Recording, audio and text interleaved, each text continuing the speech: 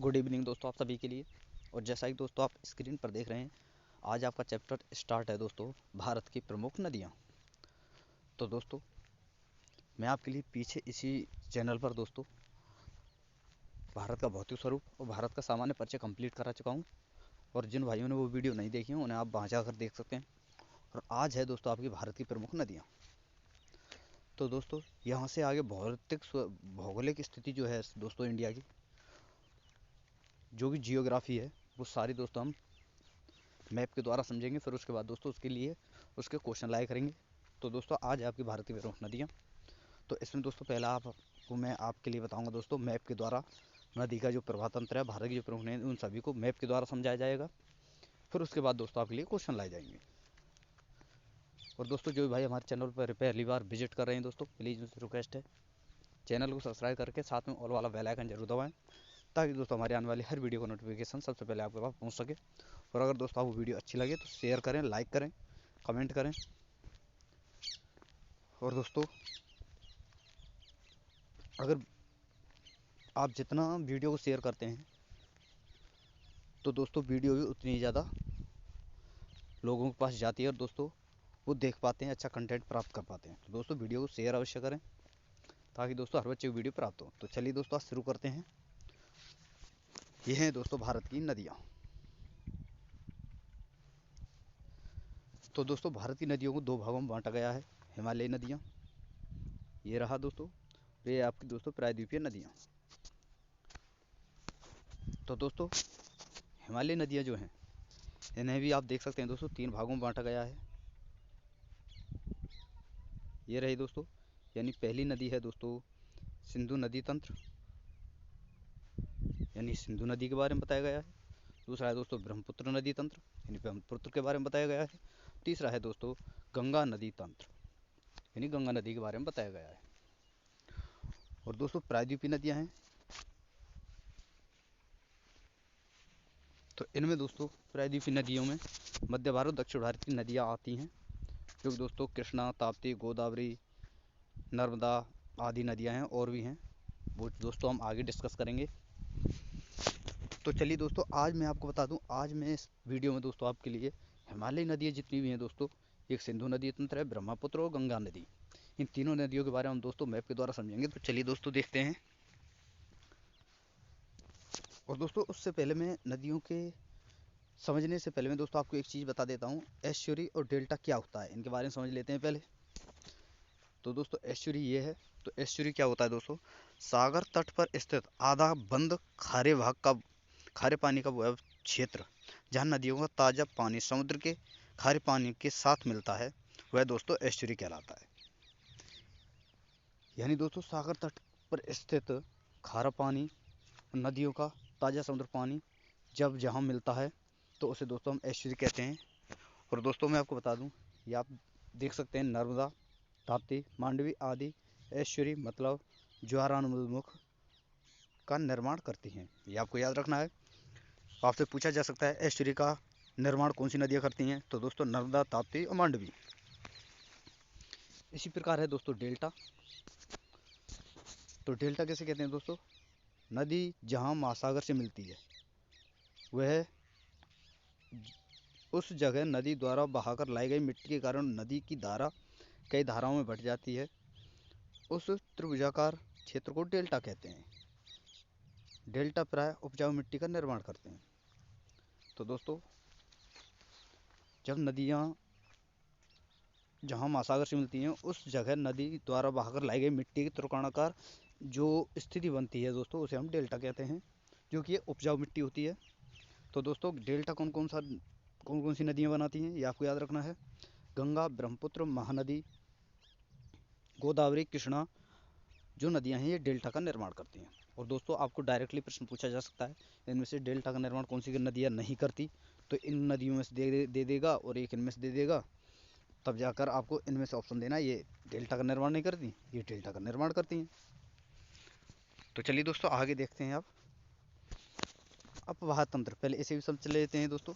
अपवाह तंत्र क्या है, तो मुख्य धारा जो होती है दोस्तों और सहायक जो नदियाँ होती हैं ये सभी मिलकर नदी तंत्र का निर्माण करती हैं, इसे ही अपवाह तंत्र कहते हैं। और दोस्तों चलिए यहाँ देखते हैं। अववाह तंत्र शब्द एक क्षेत्र के नदी तंत्र की व्याख्या करता है जिसमें अलग अलग दिशाओं से छोटी छोटी धाराएं आकर एक मुख्य धारा मतलब मुख्य नदी का निर्माण करती हैं।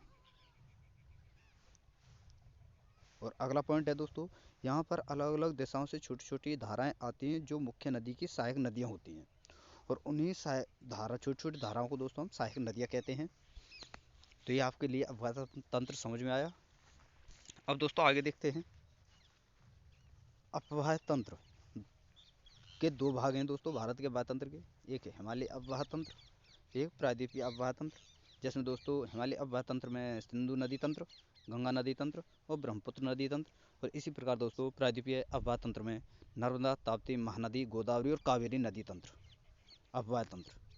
तो दोस्तों आज हम समझेंगे हिमालय अववाह तंत्र को। तो चलिए दोस्तों देखते हैं। पहला है दोस्तों सिंधु नदी तंत्र। तो दोस्तों यहाँ पर आप मैप में देख सकते हैं सिंधु नदी ये रही दोस्तों। यहाँ पर ये तिब्बत चीन से निकलती हुई सिंधु नदी का जो उद्गम स्थल है तिब्बत में चीन की मानसरोवर झील से है दोस्तों। तिब्बत में जो मानसरोवर झील है वहाँ से निकलती है दोस्तों सिंधु नदी। और जम्मू कश्मीर से होती हुई दोस्तों पाकिस्तान से होती हुई अरब सागर की तरफ अरब सागर में मिल जाती है। तो दोस्तों चलिए इसे डिटेल में समझते हैं। ये है सिंधु नदी। सिंधु नदी 3 देशों से होकर बहती है, चीन, भारत और पाकिस्तान। और दोस्तों मैं आपको बता दूं जो मैं ये बता रहा हूँ सभी इंपॉर्टेंट है। हर जगह से एक ना एक प्रश्न बनता है दोस्तों। आपसे यहाँ से ही प्रश्न बन सकता है कि सिंधु नदी किन देशों से नहीं गुजरती, किस देश से नहीं गुजरती। इन तीनों देशों को दे दिया जाएगा आपके लिए ऑप्शन में, और एक अलग से देश दे दिया जाएगा, तो वही आपका आंसर होगा। तो ये भी प्रश्न बनता है। अब देखते हैं दोस्तों चीन सिंधु नदी के बारे में आगे पढ़ते हैं दोस्तों। चीन के तिब्बत मानसरोवर झील के निकट इसका उद्गम होता है और उत्तर पश्चिम दिशा में बहती हुई भारत की लद्दाख के दमचोक के पास से भारत में प्रवेश करती है। तो दोस्तों ये आपको याद रखना है, जो सिंधु नदी है भारत में कहाँ से प्रवेश करती है, तो दोस्तों लद्दाख के दमचोक से। और आगे देखते हैं दोस्तों, आगे बहती हुई ये नदी गिलगित से होती हुई दर्दिस्तान के पास पाकिस्तान में प्रवेश करती है। तो पाकिस्तान में कहाँ प्रवेश करती है, दर्दिस्तान में। और कराची के पूर्व से होते हुए अरब सागर में मिल जाती है। और दोस्तों आपको ये भी याद रखना है अरब सागर की ओर मिलने वाली नदी है दोस्तों सिंधु नदी, ये आपको याद रखना है। और दोस्तों इसकी कुल लंबाई है 2880। ये सब कुछ आपको याद रखना है। तो चलिए दोस्तों सिंधु नदी तंत्र ही चल रहा है अभी आपका, इसके बारे में आगे भी देखते हैं दोस्तों आगे क्या दिया गया है। अब है दोस्तों सिंधु नदी तंत्र जो है सिंधु नदी की जो सहायक नदियाँ उनके बारे में पढ़ेंगे दोस्तों। तो दोस्तों मैंने ये आपको बता ही दिया। अब देखते हैं दोस्तों सिंधु नदी तंत्र। सिंधु का लेह शहर सिंधु नदी के तट पर दाएं तट पर स्थित है। तो ये प्रश्न बनता है, तो इसे भी याद रखना है आपको। भारत का लेह शहर सिंधु नदी के तट पर स्थित है, दाएं तट पर स्थित है दोस्तों। अगला पॉइंट है दोस्तों, सिंधु नदी अरब सागर में मिलने से पहले 5 प्रमुख सहायक नदियां आकर मिलती हैं। यानी दोस्तों जब सिंधु नदी अरब सागर में मिलती है तो उससे पहले मिलने से पहले ही उसमें 5 नदियां आकर मिलती हैं। और वो 5 नदियां हैं दोस्तों, ये रही आपकी चनाब, झेलम, रावी, ब्यास और सतलज। तो चलिए दोस्तों इन सभी को डिटेल में पढ़ते हैं और आगे देखते हैं। तो पहले देखते हैं दोस्तों चेनाब नदी, इसके बारे में क्या दिया गया है। ये नदी ये रहा दोस्तों। तो दोस्तों ये नदी सबसे बड़ी सहायक नदी है। इसका उद्गम हिमाचल प्रदेश के K12 लारा दर्रे से होता है। तो दोस्तों चेनाब नदी का उद्गम स्थल कहाँ है, K12 लारा दर्रे से। तो ये आपको याद रखना है। और दोस्तों यह है चेनाब नदी जो है सिंधु नदी की सबसे बड़ी सहायक नदी है, ये आपको याद रखना है। आगे देखते हैं दोस्तों, हिमाचल प्रदेश में इस नदी का निर्माण 2 नदी चंद्रा और भागा नदी से होता है, इसलिए इसे चंद्रभागा नदी के नाम से भी जाना जाता है। और आगे देखते हैं दोस्तों, ये नदी पाकिस्तान में जाकर सिंधु नदी से मिल जाती है। पाकिस्तान कहाँ मिलती है दोस्तों, पाकिस्तान में जाकर। ये रही दोस्तों आपकी चेनाब नदी, यहाँ से देख सकते हैं आप ये, और यहाँ आकर मिल गई तो पाकिस्तान में आकर मिलती है। सिंधु नदी में मिलने से पहले इसे झेलम, सतलज, रावी, ब्यास नदियाँ आकर मिलती हैं। तो दोस्तों जब ये सिंधु नदी में मिलती है तो इससे पहले इसमें झेलम, रावी, सतलज और ब्यास नदियाँ आकर मिलती हैं। तो दोस्तों इसी प्रकार जिस प्रकार दोस्तों चेनाब सिंधु की सहायक नदी है, तो चेनाब की सहायक नदी दोस्तों रावी, सतलज, ब्यास और झेलम। तो चलिए दोस्तों आगे देखते हैं इनको डिटेल में और देखते हैं दोस्तों। अब है दोस्तों आपकी झेलम नदी। तो इसे पढ़ते हैं दोस्तों। झेलम नदी का यहाँ पर देख सकते हैं आप, झेलम नदी का उद्गम कश्मीर घाटी के के निकट से होता है। ये नदी 170 किलोमीटर भारत पाकिस्तान सीमा का निर्माण करती है।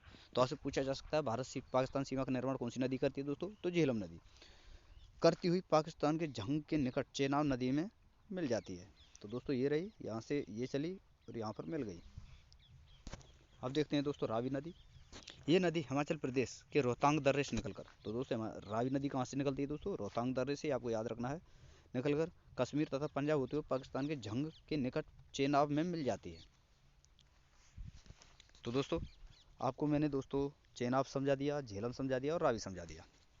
अब देखते हैं दोस्तों आगे दो आपकी नदियाँ और बची हैं। मैंने 5 सहायक नदियाँ बताई थी। अब है दोस्तों सतलज नदी, ये आपको याद रखना है। ये नदी तिब्बत के राक्षस ताल से निकलती है और सिंधु की नदी के समांतर बहती हुई हिमाचल प्रदेश में प्रवेश करती है और आगे पंजाब होते हुए पाकिस्तान के बहावलपुर में चेनाब नदी में जाकर मिल जाती है। तो दोस्तों भारत में कहाँ से प्रवेश करती है दोस्तों, ये हिमाचल प्रदेश से।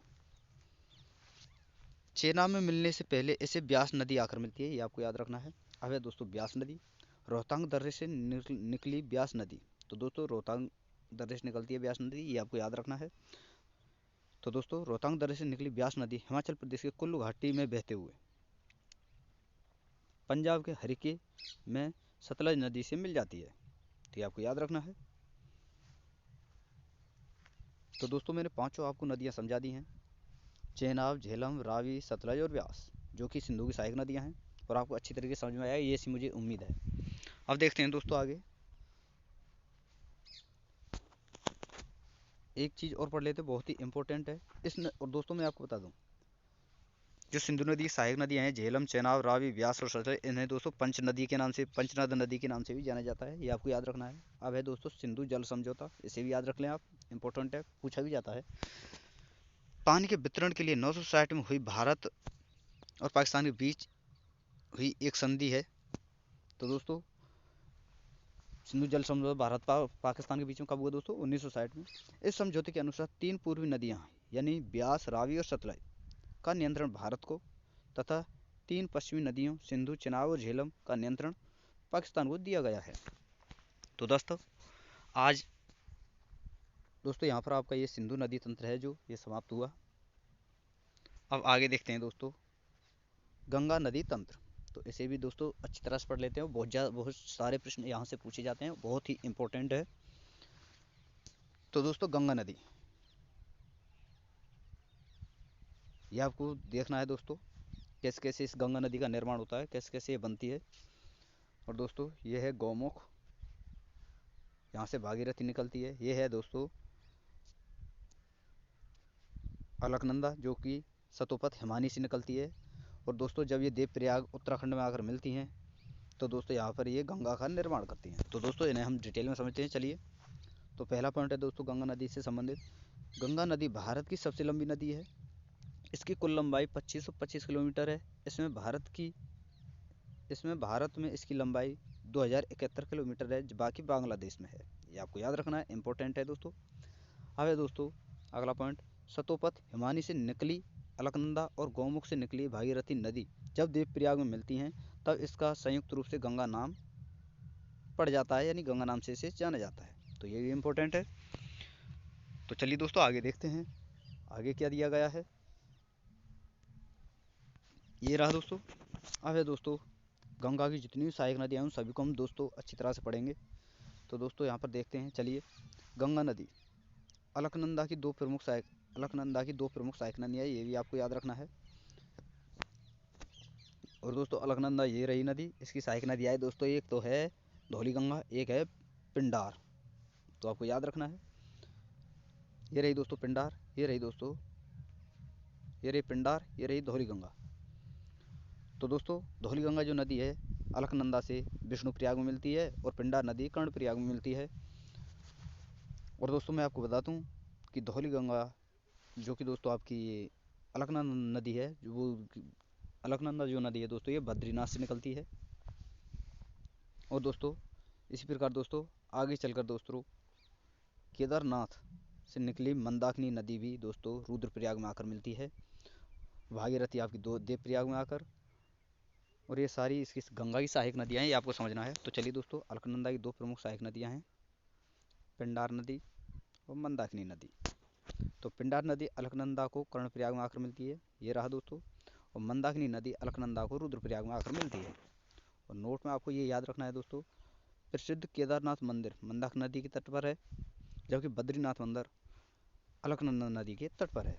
ये प्रश्न पूछे जाते हैं और बनते हैं दोस्तों। और दोस्तों मैं आपको बता दूं, अभी बता रहा हूँ कि दोस्तों वीडियो जो मैं आपको लिए बता रहा हूँ दोस्तों, जो अब मैं आपके लिए समझा रहा हूँ, वो सारा चीज़ आप डिटेल में समझो, वीडियो को पूरा बात करें, तभी आपके लिए सारा चीज़ समझ में आएंगी दोस्तों। अब आगे देखते हैं दोस्तों, पार्ट 13 गंगा नदी तंत्र। तो यहाँ पर दोस्तों चलिए देखते हैं। पहला पॉइंट है, उत्तराखंड से निकली गंगा उत्तर प्रदेश बिहार से होती हुई पश्चिम बंगाल तक बहती है, और पश्चिम बंगाल में फरक्का पर ये दो धाराओं में बट जाती है, हुगली और मुख्य धारा भागीरथी। तो ये आपको याद रखना है। अब आगे है दोस्तों, भागीरथी नदी बांग्लादेश में मुख्य धारा के रूप में प्रवेश करती है, जहाँ इसे पद्मा के नाम से जाना जाता है। तो दोस्तों बांग्लादेश में भागीरथी नदी को पद्मा के नाम से जाना जाता है, यानी गंगा नदी को दोस्तों, ये आपको याद रखना है। और आगे बहती हुई पद्मा ब्रह्मपुत्र, जिसे बांग्लादेश में जमुना के नाम से जाना जाता है, से मिल जाती है, और संयुक्त रूप से मेघना इसे कहा जाता है के रूप में बंगाली खाड़ी में मिल जाती है। और दोस्तों फिर उसके बाद बंगाल की खाड़ी मिलती है, ये आपको याद रखना है। तो चलिए दोस्तों आगे देखते हैं। अब दोस्तों गंगा नदी की बहुत सहायक नदियाँ हैं। अब दोस्तों गंगा नदी की सहायक नदियों के बारे में हम पढ़ेंगे इसमें।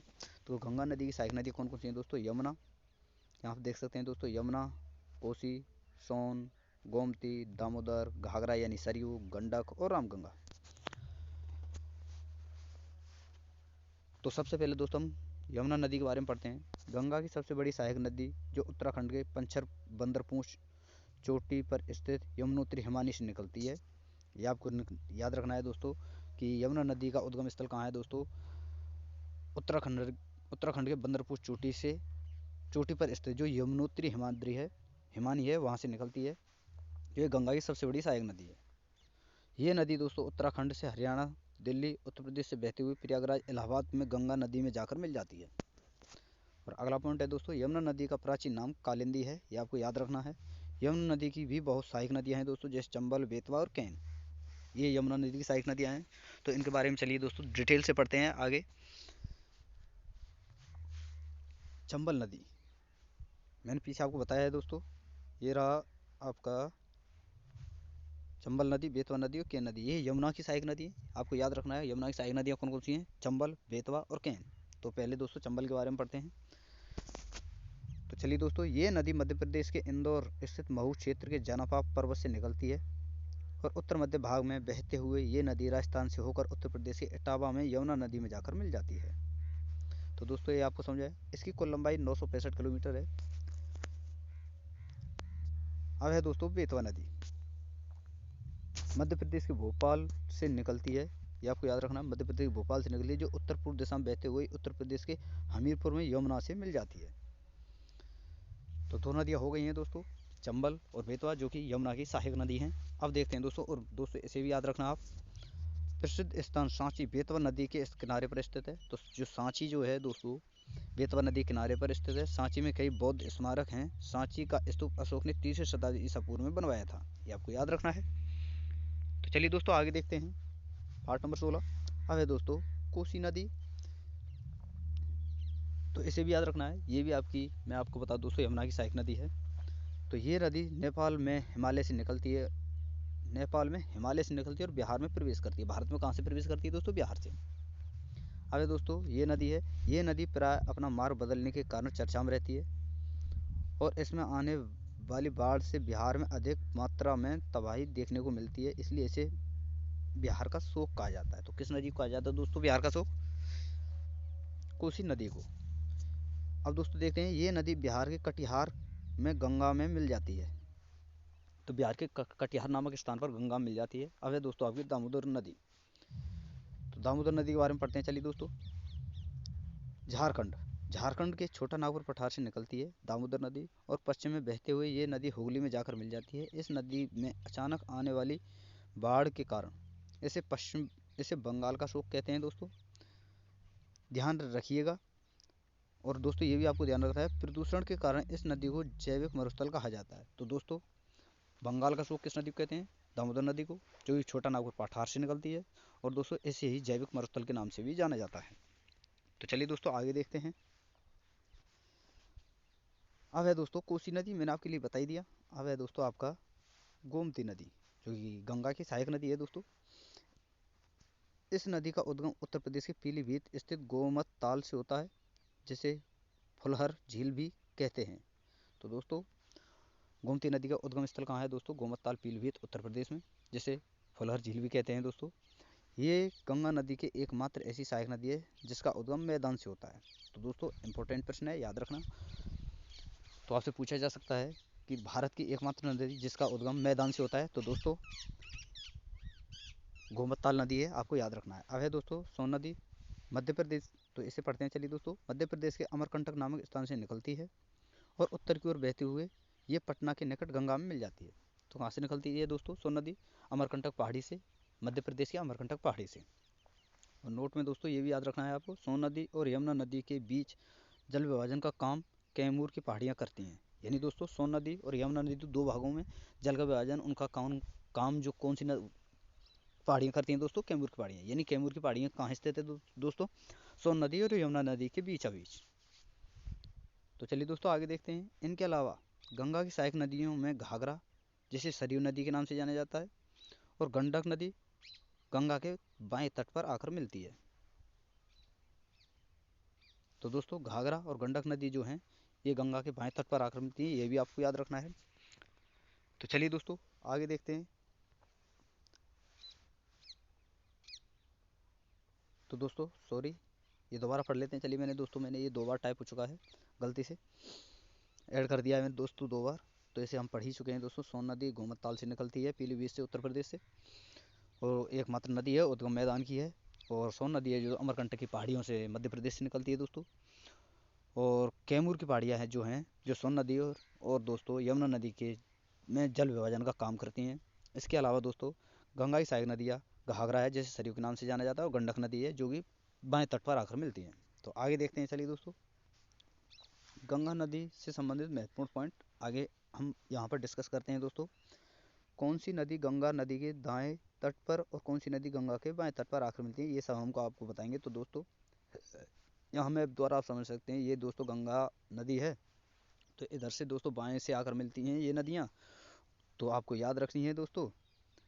तो बाईं तरफ से आकर मिलने वाली नदियाँ हैं दोस्तों, गंगा की साइड की जो नदियाँ हैं बाईं तरफ से आकर मिलती है वे हैं दोस्तों गोमती, गंडक, घाघरा और कोसी। और दाईं तरफ से आकर मिलने वाली नदियाँ हैं दोस्तों यमुना, सोन और टोंस।